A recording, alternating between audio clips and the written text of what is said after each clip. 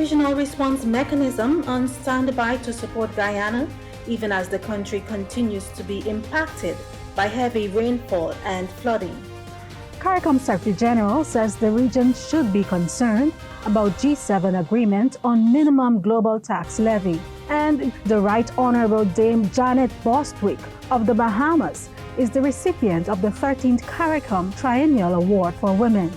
Welcome to this week's episode of the CARICOM News Time. I'm Tusankin English Francis. Thank you for joining us.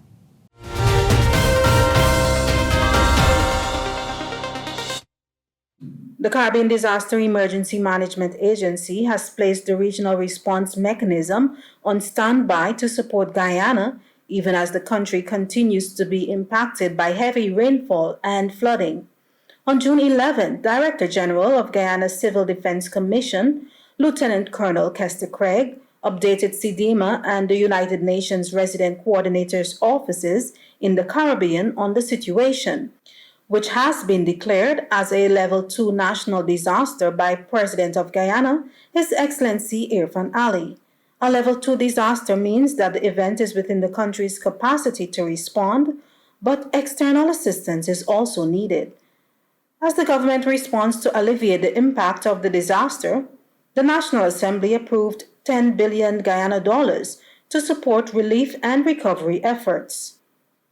CARICOM member states are extending assistance to Guyana. Chair of CARICOM, Prime Minister Keith Rowley of Trinidad and Tobago, has already commissioned the Ministries of Trade and National Security to coordinate its relief assistance.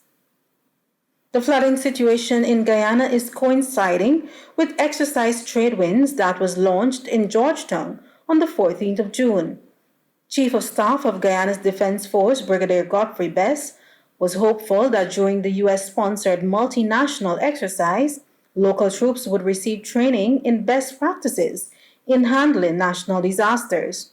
5 CARICOM countries, the Bahamas, Bermuda, Haiti, Jamaica, and Trinidad and Tobago, are participating in the military training exercise.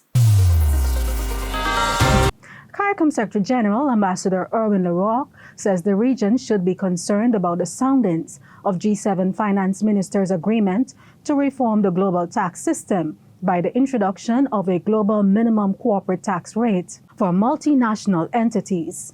When they met in London recently, G7 finance ministers endorsed the principle of a global minimum rate that proposes multinationals pay tax of at least 15% in each country they operate. Reacting to the agreement when he appeared on Prime Minister Roosevelt's CARIC's Facebook program Anu Palais, the CARICOM Secretary General said the goalpost for international tax governance continues to be moved. They keep moving the goalposts. When it suits them, when it was suiting them in their phase of development, it was quite trying. Now that they have reached a certain level and they are saying, well, you must follow us and not do like we did before. And it's a real problem. And again, I can only say to them, that is where the combined voices of CARICOM countries matter, whether it's in the international financial institution, whether it's to the European Union, because, sometimes they do want things from us. And I've seen sometimes when we have held our ground that maybe they might reconsider a particular position.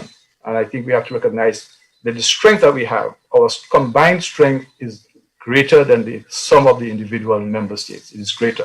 And I think we have to exercise that. In a statement following the agreement, the Bahamas Ministry of Finance said the country reasserts its sovereignty to determine its own tax structure. CARICOM Secretary General Ambassador Erwin LaRocque has underscored the critical importance of CARICOM to member states, particularly in the world we live in today. He was responding to a question Dominica's Prime Minister Roosevelt's CARIC posed to him about the effectiveness of CARICOM and its efficacy to member states in advancing their development interests. Try to imagine our region without a CARICOM. Try to imagine without a coordination. Try to imagine without a CDEMA that has come to member states. Whenever there's a hurricane in our region, a disaster, the first responders are member states responding through the coordinating mechanism of CDEMA. Try to imagine a region without the RSS. Although the RSS is not CARICOM, the RSS coordinates fully with the CARICOM impacts and so on. Try to imagine the region without the CXC. CXC is part of CARICOM. Ambassador LaRocque described Secretary General-designate Dr. Carla Barnett as an excellent person to lead the Secretariat going forward. Prime Minister Scarrett hosted the Secretary General on his Facebook program Anu Pale on Sunday, the 6th of June. Continuing its tradition of recognizing the contributions of distinguished Caribbean women to socio-economic development, CARICOM has selected the 13th recipient of its Triennial Award for Women. The Right Honorable Dame Janet Bostwick of the Bahamas emerged as the winner of the 2021 award out of 13 distinguished CARICOM women. Minister of Social Services and Urban Development of the Bahamas and chair of the 40th meeting of the Council for Human and Social Development, the Honorable Frankie Campbell, made the announcement on Friday, June 4th, during that meeting. The previous recipient of the CARICOM Triennial Award was veteran advocate for domestic workers' rights, Ms. Shirley Price of Jamaica. Ms. Anne-Marie Williams, Deputy Program Manager for Gender at the CARICOM Secretariat, read a citation in honor of Dame Bostwick. The Right Honorable Dame Janet Gwyneth Bostwick, Counsel and Attorney, is known as a model politician and pioneer among women in the Bahamas. She's admired and respected as a champion for the empowerment of women, not only in her native Commonwealth of the Bahamas, but also in the region and beyond. Dame Janet's activism on women's issues is steeped. It started in the mid-1960s and continued throughout her political career. As a trade unionist, she campaigned to improve the status of women, primarily because of the inequities they face. These range from the pay gap with men, non-existent maternity benefits, to job insecurity at the time. Once admitted to the bar, she became even more vocal.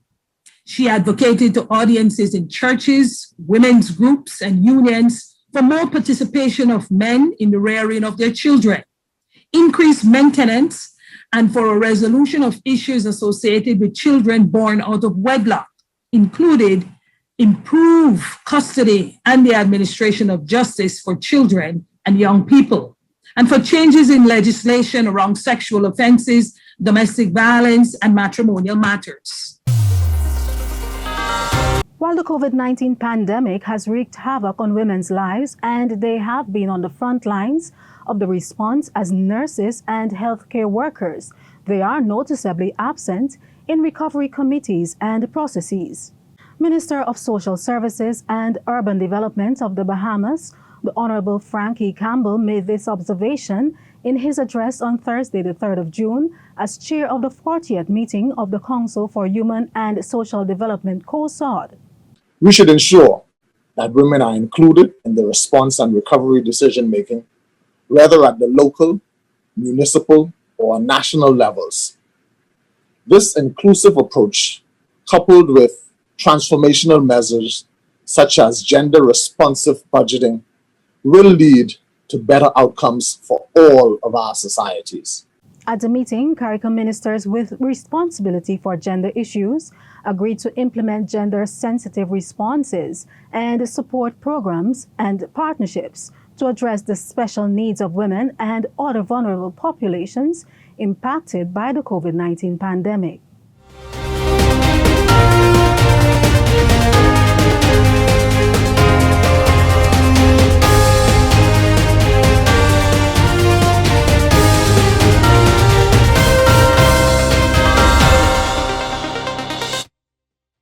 For more stories, you can visit the CARICOM news site at today.caricom.org or the CARICOM website at caricom.org.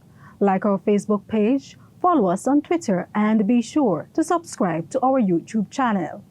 Thank you for watching. See you next time.